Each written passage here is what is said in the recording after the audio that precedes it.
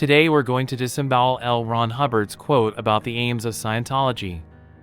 A civilization without insanity, without criminals, and without war, where the able can prosper, and honest beings can have rights, and where man is free to rise to greater heights, are the aims of Scientology.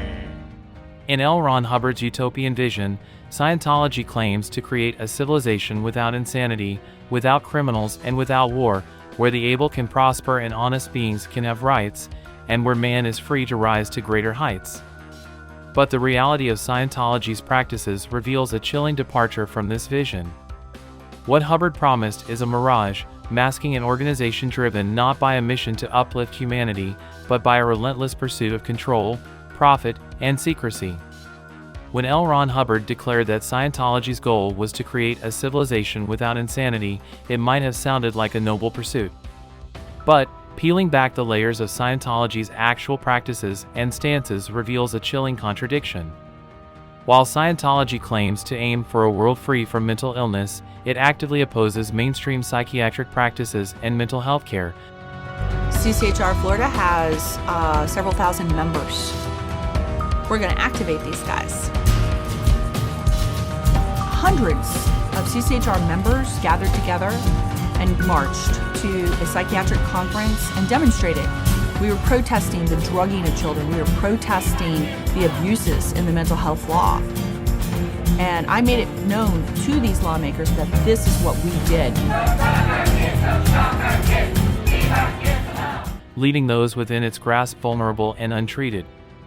Nowhere is this more evident than in its vehement opposition to psychiatry, embodied by the Church's Citizens Commission on Human Rights, CCHR, a powerful anti-psychiatry group fueled by rhetoric against accepted mental health treatments. Through CCHR, Scientology has long campaigned against psychiatry, deeming it harmful, fraudulent, and even criminal. Scientologists are discouraged, often barred, from seeking psychiatric help or taking prescribed medication, with devastating consequences. They believe that mental illness is not a clinical issue but a matter of spiritual failings or engrams, traumatic experiences imprinted on the mind, which Scientology claims only their teachings can erase.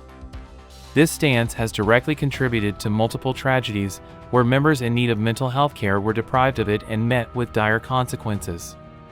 Consider the case of Ellie Perkins, a devoted Scientologist and mother, who believed her son's schizophrenia could be managed through Scientology practices instead of psychiatric care. Ellie was urged by her church to avoid mainstream treatments. Tragically, in 2003, her son, untreated for his severe mental illness, fatally attacked her. This horrific event is not an isolated incident but part of a pattern. Scientology's blanket dismissal of psychiatry as a criminal industry has often left its members with no avenue for relief, leading to tragic outcomes for individuals and families alike. Similarly, Whitney Mills, another devoted Scientologist, was discouraged from seeking mental health support outside of Scientology's structure. Suffering from a mental breakdown, she turned to her church for help but was denied the necessary psychiatric care, ultimately resulting in her tragic death in 2018. Whitney's story underscores how Scientology's policies do not foster a civilization free from insanity but rather allow untreated mental health issues to spiral unchecked. The case of Lisa McPherson may be one of the most notorious examples. She sought Scientology's help during a mental health crisis, only to be subjected to what the church calls the introspection rundown, a method purported to help individuals confront and rid themselves of unwanted feelings. For 17 days, Lisa was isolated and denied proper medical care. She died of a pulmonary embolism, dehydrated and neglected. Her case represents the tragic culmination of Scientology's opposition to psychiatric intervention, an opposition that, in Lisa's case, was fatal. Hubbard's proclamation of a civilization without insanity rings hollow when the very organization he founded discourages its followers from accessing legitimate mental health treatment. By waging a war against psychiatry and instead enforcing pseudoscientific practices that reject medical consensus, Scientology has not created a world free from mental illness but one that denies help to those suffering most. Far from fostering a sanctuary, its practices have often led to suffering, isolation, and, tragically, death. L Ron Hubbard's proclamation of a Scientology utopia without criminals couldn't be more hypocritical when contrasted with the Church's actual track record. Despite its claims to promote ethics and justice, Scientology has repeatedly shown a disturbing pattern of shielding abusers within its ranks, silencing victims, and protecting its image at all costs. Nowhere is this contradiction more glaring than in the recent high-profile case of actor and Scientologist Danny Masterson. Masterson's years of sexual abuse, a horror known to the Church since the early 2000s, was not only ignored but actively covered up. When victims first came forward to Scientology about Masterson's abuse nearly 2 decades ago, they hoped for support and justice. But rather than reporting the crimes to authorities, Scientology insisted the victims keep quiet, pressuring them to resolve the matter internally to avoid scandal. The Church is notorious for handling such issues through its ethics officers, who discourage members from involving outside authorities and punish those who dare to violate church secrecy. In a stunning example of Scientology's willingness to silence victims, the Church enlisted Lisa Marie Presley, a prominent Scientologist and the daughter of Elvis Presley, to pressure Masterson's victims into silence.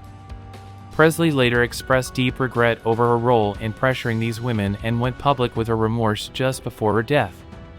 For years, the Church used Presley's influence to keep victims quiet, and it wasn't until 2020, decades after they initially notified the Church, that the women publicly broke their silence and pursued justice in the courts. When these women came forward, Scientology forced their members and the family of the victims to disconnect from the women. Scientology claims that this disconnection is a choice of its members, but the choice is bounded. Should a member choose not to disconnect, they themselves will suffer this same disconnection policy.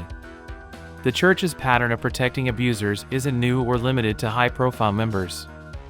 Miriam Francis's story reveals yet another disturbing example.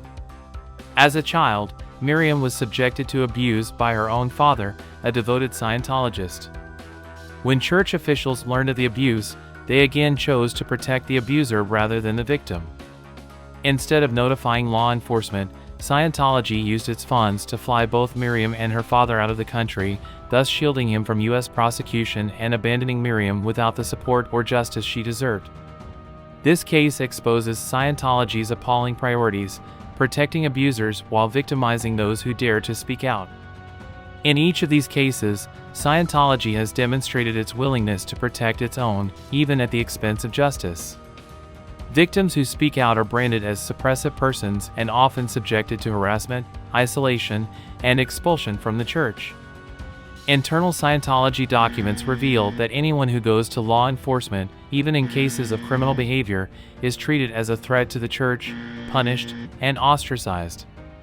By demonizing those who seek justice and defending the abusers who harm them, Scientology actively perpetuates a culture of fear, intimidation, and cover-ups.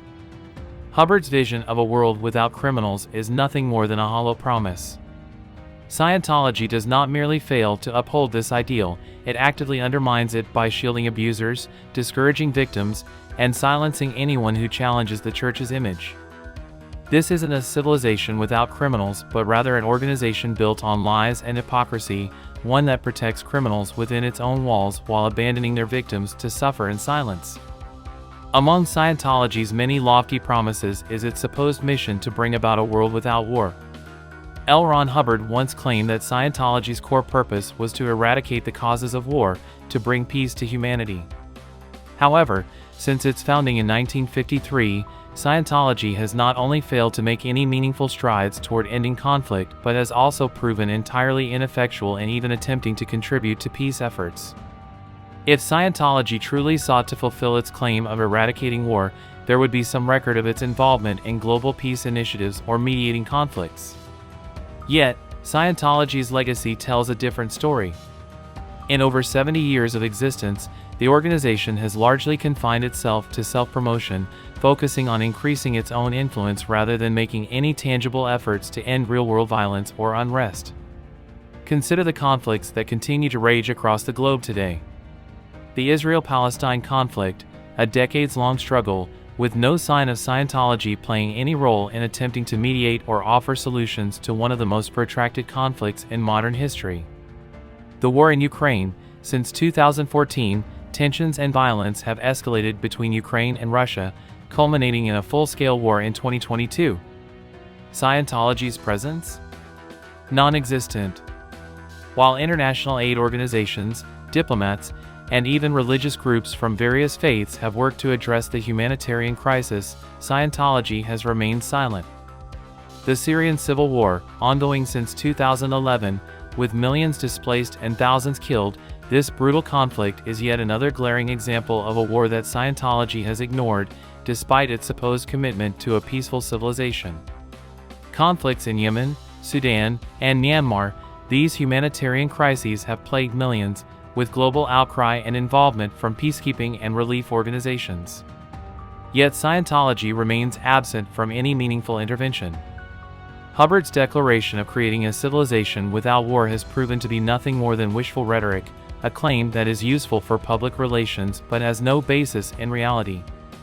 Scientology's teachings, rooted in Dianetics and Hubbard's personal philosophies, do not include peacekeeping or conflict resolution strategies. Instead, the Church's resources have been spent on expansion, legal battles to protect its own tax-exempt status, and defending itself against criticism. Scientology's focus has always been inward, directed at strengthening its own structures and holding onto its adherents, not outward toward bettering society. While organizations worldwide dedicate resources and personnel to peace initiatives, humanitarian aid, and conflict resolution, Scientology has consistently prioritized its own image and financial growth. The claim to be building a civilization without war is not only false but deeply misleading. Scientology has shown no desire, and even less ability, to address the challenges of war. In truth, it has not contributed a single step toward ending global conflicts, bringing peace to war-torn regions, or alleviating suffering for those affected by violence. In a world where countless organizations strive to end conflict and foster peace, Scientology stands apart, self-absorbed, silent, and disengaged from the very mission it claims as its reason for being. Far from working to create a world without war, Scientology appears to exist only to expand its own influence, leading the world no closer to peace. When Scientology claims to create a world where the able can prosper, it's not a universal promise. Hidden within this phrase is a stark message of exclusivity. Scientology exists not to lift up all of humanity, but to make the able more able. Scientology is for an able guy like you, or like me, able to function in life, able to make his own way, does his work, and so forth. All right, that's the man that should be helped. That's the man you should help out, because that fellow is having a hard time. In its mission to empower the so-called elite, Scientology reveals itself as a deeply elitist organization that actively disregards, and even excludes, those who do not fit its narrow definition of able. Those struggling with disabilities, poverty, or life's basic hardships often find themselves on the outside looking in, as Scientology shows no interest in aiding society's most vulnerable. Scientology's doctrine doesn't offer a hand up to those in need, but rather focuses on fortifying a self-selected upper crust of able individuals. The organization's history reflects this exclusivity. Under L Ron Hubbard's direction, Scientology made no effort to help those facing homelessness, poverty, or disability. Instead, it concentrated on those it considered able-bodied, high-achieving, and financially capable of affording its costly courses. In Scientology's eyes, the able are the only ones worthy of their teachings and resources, a troubling stance that has persisted throughout its existence. One need look no further than the story of Tori Chrisman to see the Church's disdain for anyone it perceives as less able. Chrisman, a devoted Scientologist for over 3 decades, joined Scientology's internal paramilitary organization, the Sea Organization, Sea Org. But when Scientology learned that Chrisman suffered from epilepsy, she was swiftly cast out of the Sea Org. Her epilepsy, a manageable condition, was deemed incompatible with their vision of an able member. Rather than accommodate her needs, the Church's response was to exclude her, treating her medical condition as a barrier to her inclusion in their so-called elite organization. Chrisman's experience exposes Scientology's intolerance toward those who don't fit its rigid standards. For Scientology, a condition like epilepsy is reason enough to exclude someone, even if that person is a dedicated member. This elitist philosophy isn't limited to disabilities alone. Scientology offers no programs or outreach to aid the homeless, the hungry, or those grappling with life's most basic needs. The organization's emphasis is squarely on wealth and self-perfection. Those who cannot pay for its expensive courses and audits are left to fend for themselves. Rather than extending its resources to uplift society's downtrodden, Scientology's attention is devoted solely to those it believes are already positioned to prosper. Ironically, Scientology's own treatment of its members contradicts its promise of making the able more able. For Tori Chrisman, the breaking point came not only because of her exclusion over epilepsy but also her realization that Scientology actively suppresses free speech, preventing members from questioning its doctrines. Over the years, Chrisman saw firsthand how Scientology's oppressive control over thought stifles individual prosperity. Eventually, she left Scientology and now speaks out against the organization, warning others of its exclusionary, repressive practices. In truth, Scientology has never served as a force for universal prosperity. Instead, it has established itself as an elitist organization that only caters to the wealthy, healthy, and compliant. Its claim to create a world where the able can prosper is not a promise of opportunity for all, but a declaration that only a select few are worth its time. By shutting its doors to those in need and silencing members who speak up, Scientology shows its true colors, a society built for the few, not the many. Scientology's claim to create a world where honest beings can have rights stands as one of its most brazen hypocrisies. Beneath the church's polished exterior lies a culture of calculated deception, woven through its doctrines and enforced in its practices. Far from fostering honesty, Scientology has institutionalized dishonesty as a tool to control its members, manipulate the public, and preserve its image at any cost. In Scientology's world, honesty is reserved for the naive, while deceit is not only accepted but encouraged as a means to further its agenda. Central to Scientology's doctrine is L Ron Hubbard's statement, "The only way to control people is to lie to them." This chilling mantra reflects a core tenet of Scientology, that manipulation and deception are essential tools in maintaining control over both followers and critics. The organization's tactics revolve around this belief, with members routinely instructed to bend the truth, or abandon it altogether, in the service of Scientology's objectives. Honesty is not a virtue in Scientology but a liability that must be suppressed or selectively applied, depending on what benefits the organization. Supporting this policy of deception are the doctrines of acceptable truths and sure stories. Acceptable truths refers to the practice of telling half-truths or convenient lies when it serves Scientology's interests. Rather than striving for genuine transparency, Scientology teaches its members that it is perfectly acceptable to fabricate or distort the truth if doing so will protect the church's image. For example, when confronted with criticism or questions from outsiders, Scientologists are often coached to offer sanitized, pre-approved answers designed to obscure the church's more controversial practices. In Scientology's view, honesty is irrelevant if a carefully crafted lie will better serve their purpose. The concept of sure stories goes even further, instructing Scientologists to create entire narratives to mislead the public about their true intentions. A sure story is a false backstory devised to explain away the church's actions in a way that appears innocuous to outsiders. In Scientology, deception is not just tolerated, it's codified as an essential practice, enabling the church to operate under a veil of secrecy while projecting an illusion of integrity. These doctrines reveal a dark irony in Scientology's promise to uphold the rights of honest beings. In reality, Scientology shows nothing but contempt for honesty. Members are taught to lie to outsiders, to deceive critics, and even to obscure the truth from one another, all in the name of preserving the church's reputation. There is no room for transparency in a system where lying is seen as a necessary means of control, and truth is malleable, manipulated to suit the church's needs. For Scientologists, the right to honesty, the ability to speak openly and truthfully, is systematically stripped away. Followers are expected to accept and perpetuate lies, to put aside their personal integrity in favor of Scientology's manufactured truth. And those who dare to question or challenge this policy often find themselves labeled as suppressive persons, isolated from family, friends, and the very rights that Scientology claims to protect. The Church's so-called commitment to honesty is nothing more than a facade, hiding a system where lies are mandatory and truth is a dangerous liability. In Scientology's world, honest beings do not have rights. Instead, they are indoctrinated into a culture of deception, where lies are a tool for control and acceptable truths are the currency of power. The organization's promise to create a civilization built on honesty is, in fact, its greatest deception, one that conceals a relentless commitment to manipulation and concealment. Scientology's lofty promises crumble under scrutiny. Its war on mental health care, an unyielding stance that denies members proper medical treatment, has left tragedy in its wake, harming countless lives.